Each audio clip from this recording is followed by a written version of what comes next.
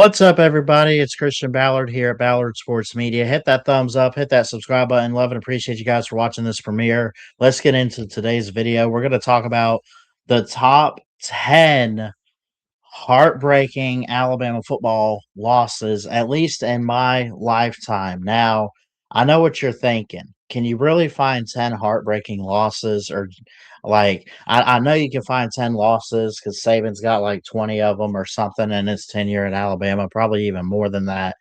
But can you really find heartbreakers? Well, I found a couple that kind of stood out to me looking at this list. And I was going to make a banner for each game, but I don't think we're going to do that. I think I'm just going to talk about it, throw up a picture of each game or something on here. But let me know what you guys think in the comments as Bama fans, or even if you're not a Bama fan, you're just a college football fan. Let me know what you think about these games, the list, everything like that. We're going to start at let's start at number 10. We'll work our way up to the most heartbreaking. So, number 10, I'm going to go 2016 Alabama Clemson national title with Deshaun Watson with the second remaining on the clock.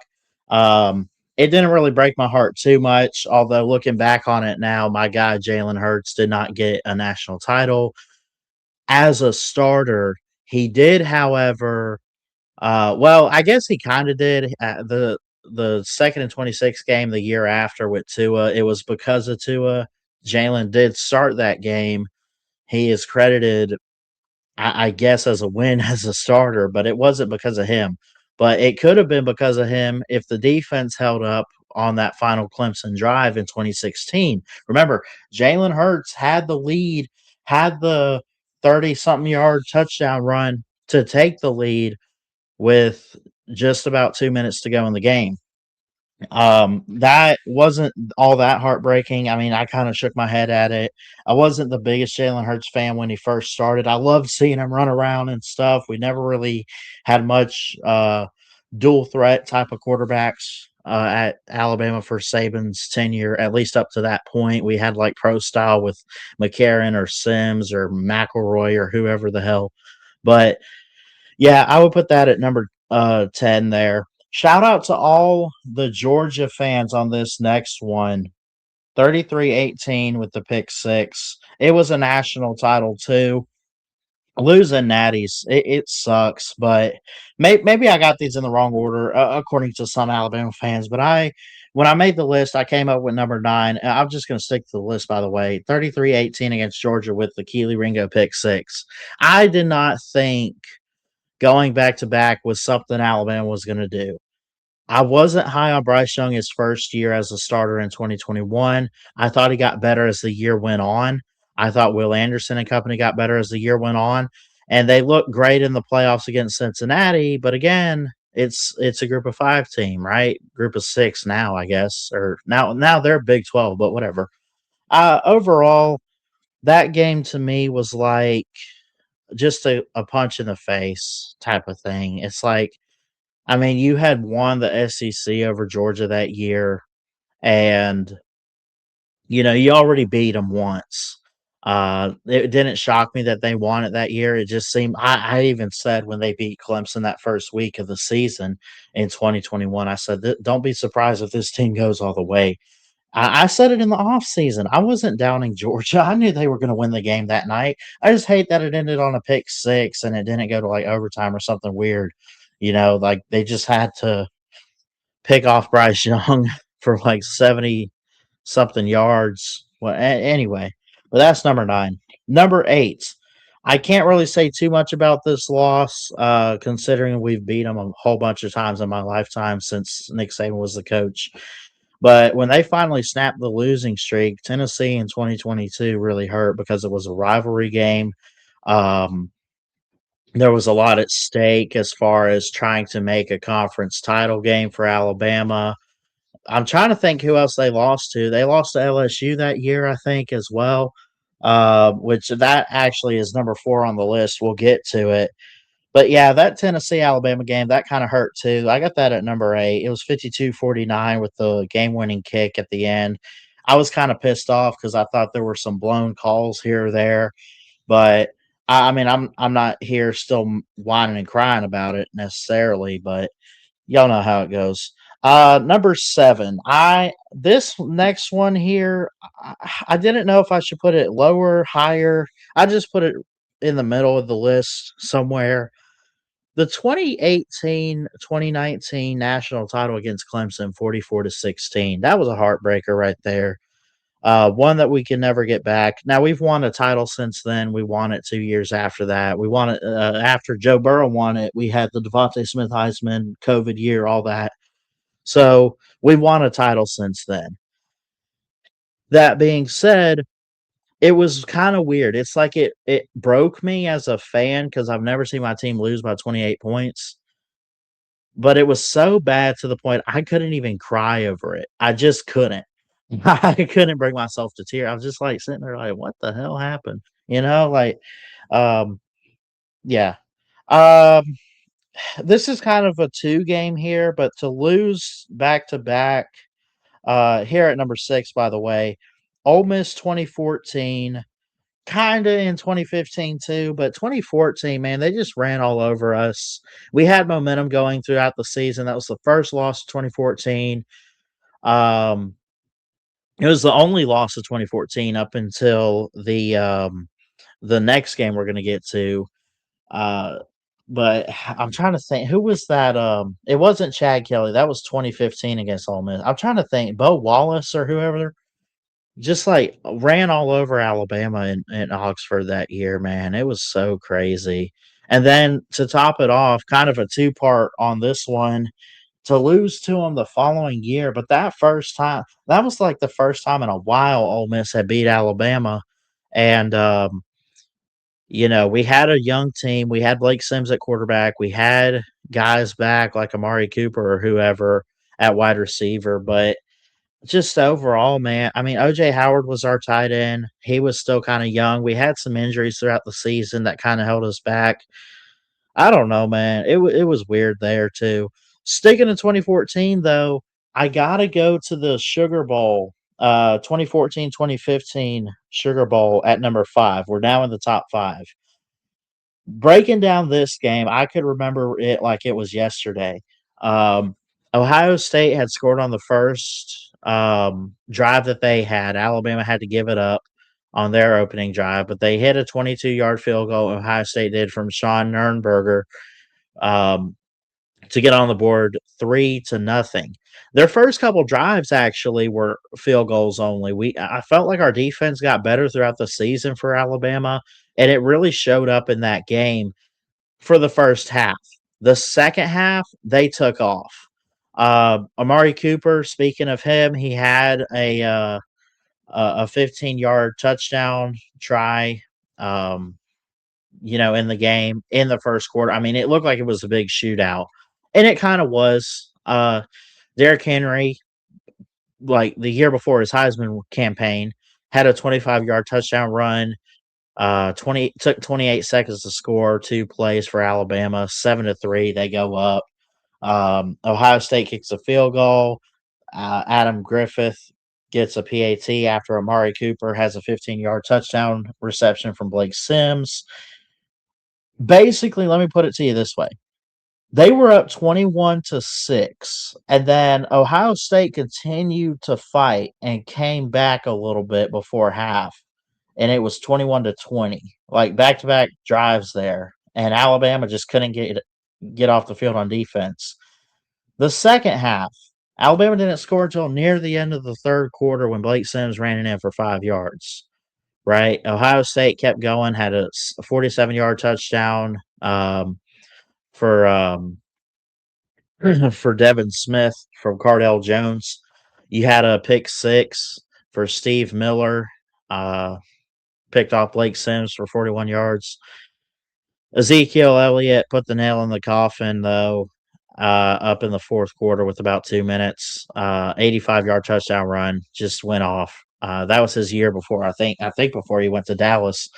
And then Amari Cooper had the last word for touchdowns in the game.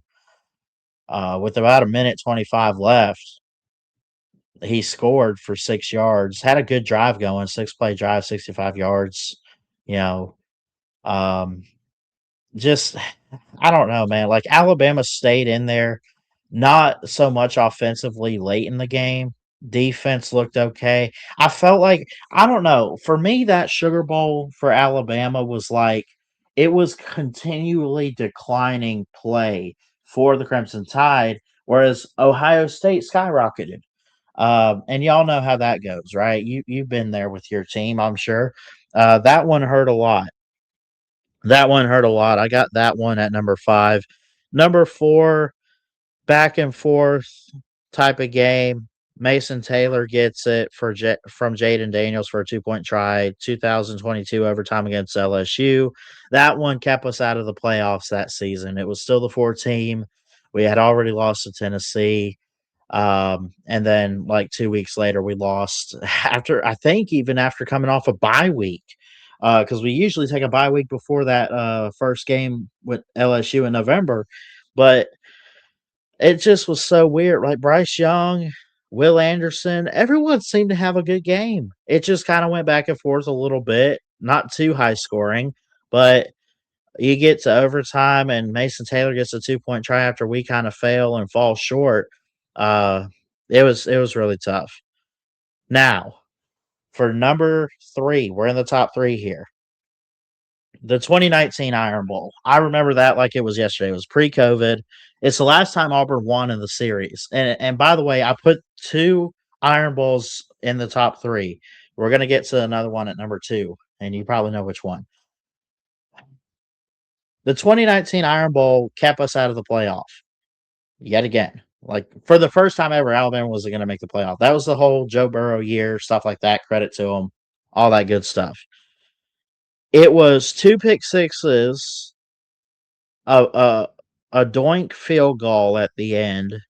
There was controversy about the time of the clock right before half at 1 second. It should have been a live clock. Should it have not been a live clock? I don't know, but they gave them the points anyway. Alabama's up at like 31-27 at the half, but they were able to hit 3, or maybe it was like 31-30. It was just a shootout. It was a fun game to watch, but it was heartbreaking for me because I hate losing to Auburn more than any other team, right? That's number 1. Number 2, I hadn't seen Alabama take a 2-loss season since like 2000 and like 13, or like a regular season, 2 losses really since the playoff. I don't know. It had been a minute. It had been a minute, but I just remember watching that game in the car on the way home from South Carolina. And I'm like, damn, this sucks. This hurts. That 2019 Iron Bowl, man. I know it's the last time Auburn beat us, and I know it's been almost a decade since then. But Bo Nix ran all over us. Had a couple rushing touchdowns. Just it was a good game to watch. I'm not going to take anything away from Auburn, but that was heartbreaking too. 2 more here. Number 2, and we get to this big one. Speaking of Auburn, the kick 6 game against Auburn in 2013. Alabama's coming off back-to-back national titles. 2011, the year of the tornado. 2012, I mean, they beat Notre Dame. They are hanging on the ropes. And I'm trying to remember. I think they were unbeaten. It was number 1 versus number 4. I think Auburn had lost to LSU earlier in the year. It was do or die. It's the first ever winner take all Iron Bowl. It's at Jordan Hare. Back and forth type of game. Alabama at one point was up like 21-7 at the half. Auburn comes back, holds them in the second half. We had one more touchdown, was like a 99-yard reception for Amari Cooper, which was so close to being the play of the game. And then we have 7 seconds. We decide to run the ball. Alabama goes out of bounds with TJ Yeldon. They put 1 second back on the clock, and the rest is history. We know about Chris Davis and everything. That is number 2. And I know what you're thinking. What the hell could be worse than the kick 6 that year? Don't you Alabama fans talk so much about Chris Davis and how you just wish you could erase it from history? Yes. In fact, I'm just going to be honest. I got it 1A and 1B with the first 2 at the top. 34-28, Auburn wins that Iron Bowl, by the way. and goes on to win the SEC, and then ultimately would lose a close game. Really good national title with Jameis Winston winning it for FSU. But number one on the list, and we'll get out of here, is the 2023-24 Rose Bowl against Michigan. This was a team, and it's looking back at it now as to what it was. It was Nick Saban's final game of his career. Now, did he go out losing his last game? Yes. Did he go out a winner? Hell yeah.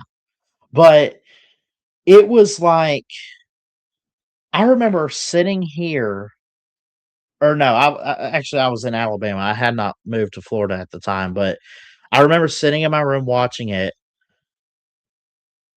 and we had a couple injuries throughout the game. It got close. Alabama had a good momentum, and then it kind of went back and forth after halftime, and Michigan starts to look like they're just going to win the game.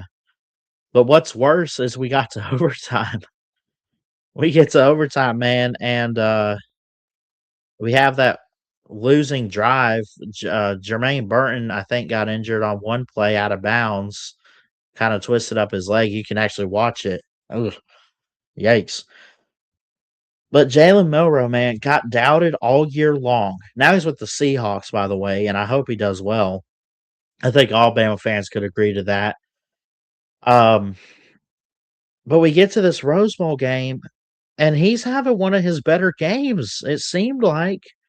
And then overtime hits, and we can't get anything going. And yeah, Michigan cheated that year, but I'm also going to make a claim right now that I just think they were built to win the championship. Yes, they cheated with Connor Stallions. I get that. But looking back at it now as Saban's last game being a loss, does it make him a loser? Hell no. He's the best of all time. He's the GOAT. I hate that he went out that way, man. And that Rose Bowl kind of kicked me in the gut, you know. Michigan scores the touchdown. We get the ball back. Final year of the 14 playoff. And what happens on the 4th and goal? A low snap picked up by Milroe. He runs and dives, and he's short. And that ends the season. That ends Saban's career. We didn't know it at the time of the game. But looking back on it, man, I just hate that Nick Saban's final game had to be a loss to Michigan, a team that did win the title because they were a good team. But you and everybody and their brother knows that they cheated that year. You can't tell me otherwise. And that's not the whole point of this video. The point of this video is to rank top 10 heartbreaking Alabama losses in my lifetime. In my lifetime. Now, if we did something historically, I'd have to do deeper research. But man, that Rose Bowl game, man, 27-20. Alabama even outscored Michigan finally in the fourth quarter. It was 13-10 at the half. There was no score for either team in the third. 10-7, Alabama outscores Michigan, ties it up for overtime in the fourth. But I mean, Jason McClellan had a 34-yard run. You had Blake Corum an 8-yard pass. Tyler Morris 38-yard pass. Both of those for Michigan, by the way. Will Reichard hit a 50-yard field goal right before half. Jace McClellan in the fourth for 3 yards. Will Reichard 52, and then that was it for Alabama. I mean, Blake Corum ran for 17 yards in overtime for the touchdown, and then we get stopped up 4th and goal. Anyway, that's it for this video. Bama fans, I got to hear from you. All time, what are some heartbreaking losses? I know there's some old timers out there for Bama and everything. I just, man, I don't know. It's like it sucks to lose. It especially sucks to lose like when you have a championship in front of you. I would am I crazy for saying like I'd rather lose and just not make a title game than I would lose a title game? I don't know, like or the other way around. I'm proud when my team makes a national title. More proud when they win it. But at the same time, it's like, okay, it could be worse, right? Like, I'm just happy we made the 33-18 Natty that year because we were the runner up. You never want to be second. You always want to be first, but you're still higher than everybody else, right? You get what I'm saying. Anyway, love y'all. Thanks so much for watching. Hit that thumbs up, hit that subscribe button. Let me know down below what you think about this list. Let me know where I'm wrong, why I'm wrong, and hopefully we can debate in the comments. I love y'all. God bless and roll tide.